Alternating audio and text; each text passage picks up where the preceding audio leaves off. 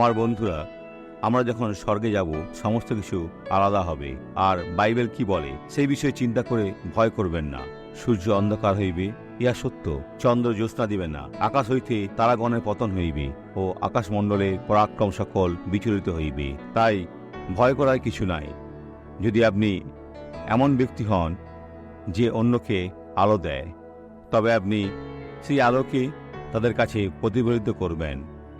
আর দেখি বাক্য কি বলে, সূর্য আর দিবসে তোমার জ্যোতি হইবে না, আলোকের জন্য চন্দ্র তোমাকে জ্যোৎস্না দিবে না, কিন্তু সদাপ্রভুই তোমার চিরজ্যোতি হইবেন, তোমার ঈশ্বরই তোমার ভূষণ হইবেন। ভাইরা, আমাদের আর কি চাই? ঈশ্বর থেকে সমস্ত কিছুই আমাদের রয়েছে। আসুন এই চাক্ষুষে দেখি। আমি চলতে পারতাম না, আমার মেরুদণ্ডেও কষ্ট হতো, তাই মাত্র 5 মিনিট নিঃশ্বাস নিতেও কষ্ট হতো, পায়ে নিয়ন্ত্রণ হারিয়ে ফেলতাম। আর এখন ভালো আছি, ঈশ্বরের ধন্যবাদ। তাহলে বোন, এখন মুক্ত হবে। চলুন, হচ্ছে চলতে থাকুন, মুক্ত হবে।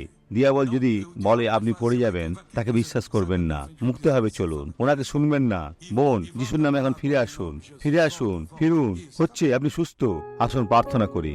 পিতা, এই ব্যক্তিকে স্পর্শ করো, তাদের হৃদয় থেকে ভয়কে দূর করো।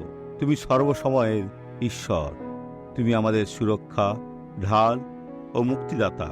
ভয় কোনো কারণ আমাদের নাই, শুধু বিশ্বাস। সুসমাচারের পরিচয়কারী হিসাবে মন্দকে ধমক দিই, আর এই ব্যক্তিকে ছেড়ে যেতে আজ্ঞা করি।